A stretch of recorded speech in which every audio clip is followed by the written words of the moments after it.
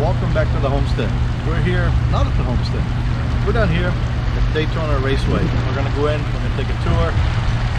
We'll bring you guys along. I'm not sure how much video we'll give. We'll at least get a lot of pictures, and we'll maybe take you to, I think it's Hall of Fame, maybe even the gift shop. So why don't we go on in, see if we can get our IDs, and see what this place is all about.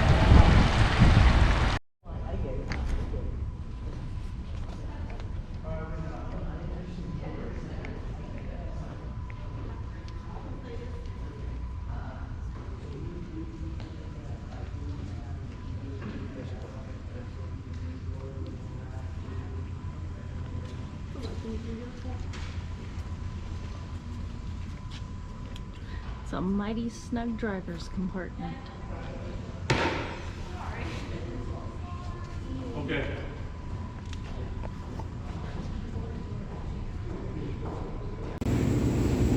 And the penny at Daytona International Speedway. And of course here, it's not a hand crank because it's too fast for that.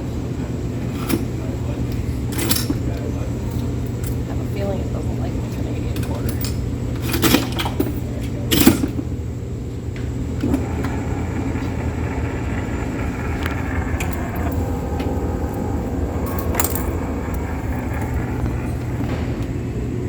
And we're gonna see if it'll let us do the other one that I wanted, but it didn't light up last time, so we'll see.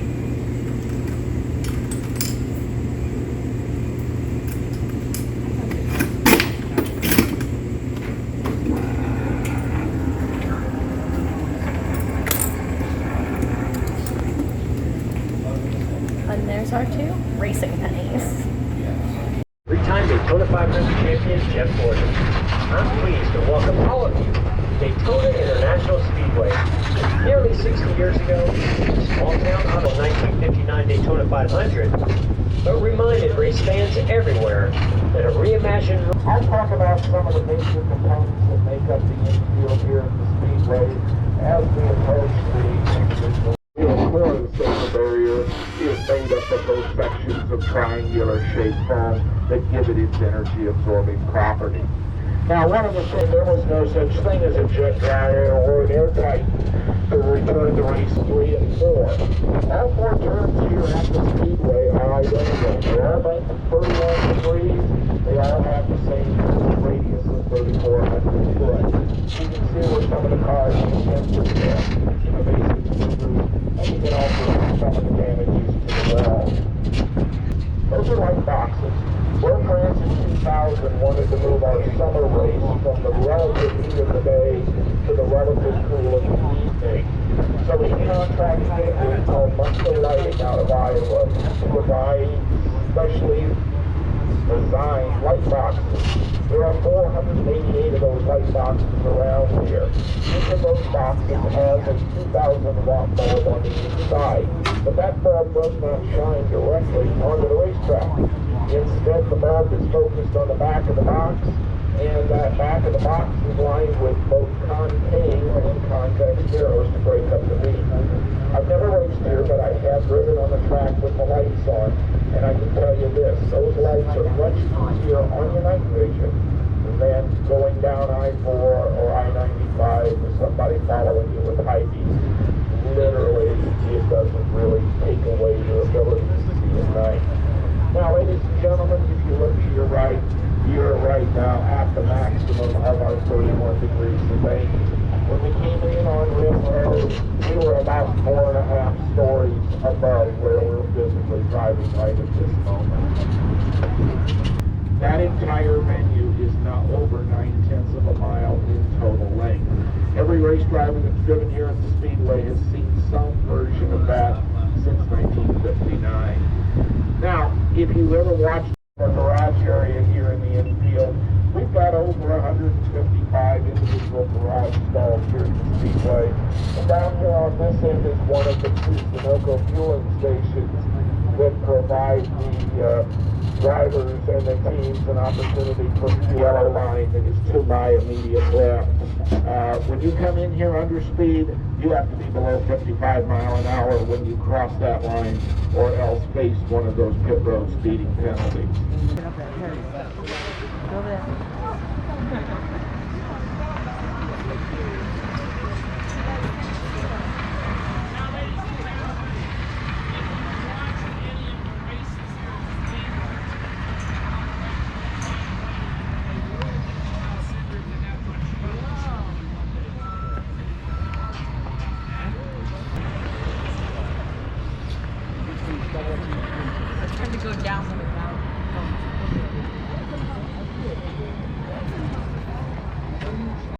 between 12 and a half and 14 seconds. We get two 11-gallon cans of gas, 4 tires, and the necessary adjustments. Series that come in here.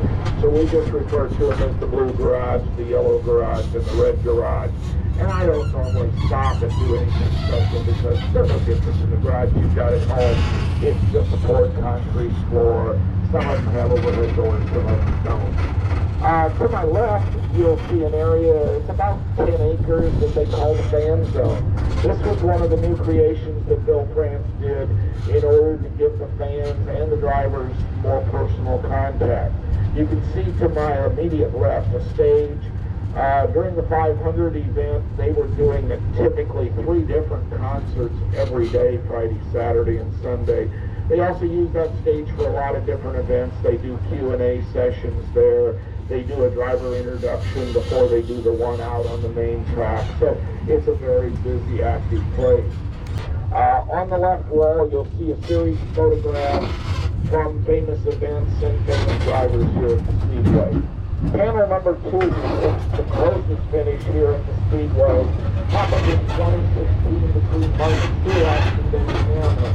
The margin of victory for that race was Hamlin with 0.0126 of a second. Now, as we come down through the tunnel, I'd like to direct everybody's attention to the very final panel on the left-hand side. Ladies and gentlemen, that's an actual advance photograph from the finish of the 1959 inaugural Daytona 500. It truly was that first race was a total finish. There was one small problem. Bill France did not put a camera on the start-finish line from each one. Coming and scoring in 1959, which the fans' photograph you saw down there on the left, was what Bill France literally used to reverse his timing and scoring people. He changed the results of the race.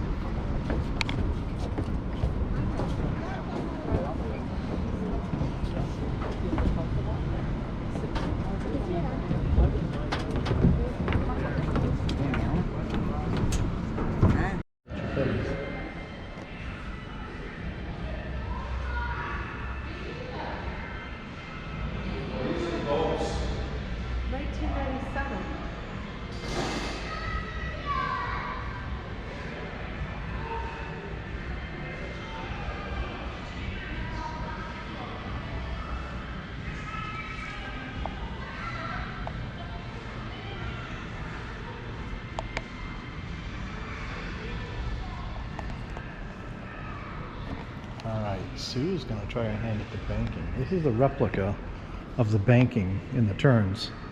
31 degrees of banking. So she's going to see if she can stand on that.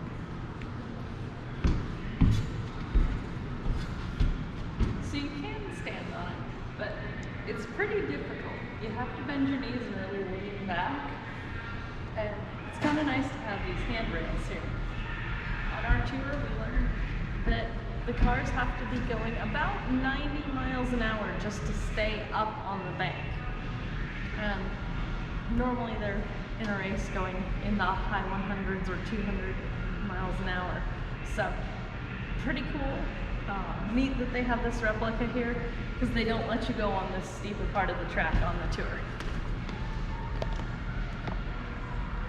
Too many people would probably fall down the track and get hurt, but I forget what 31 degrees is in a carpenter's, roofing analogy, but I think it's around an 8/12 pitch. So it's just on the borderline of walkable in the construction world even. So we're going to just give you guys a wander around here.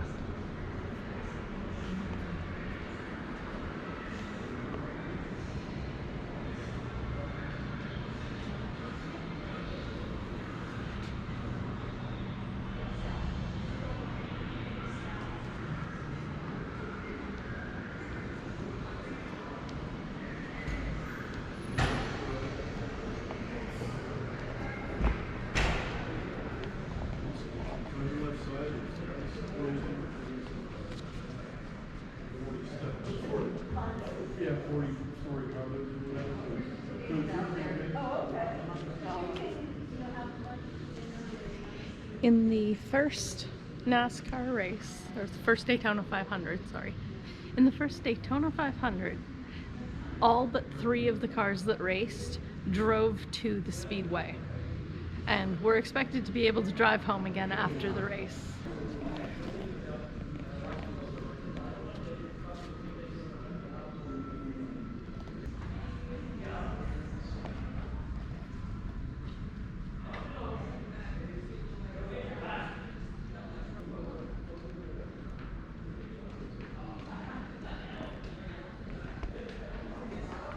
Kind of a shot of the inner liner they came out with. This says 1965, but it was kind of like a second tire inside the tire, so if they blew a tire, they were still riding on something, not dragging on the frame.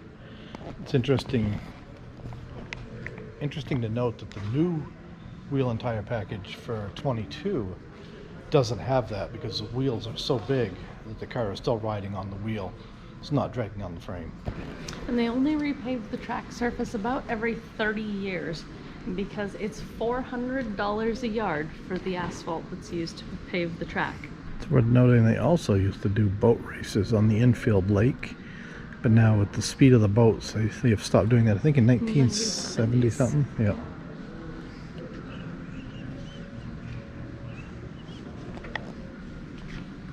But they do still do a bass tournament every year, and I believe that's for Bass Pro Shops, and the winner gets the bass boat and trailer for the year.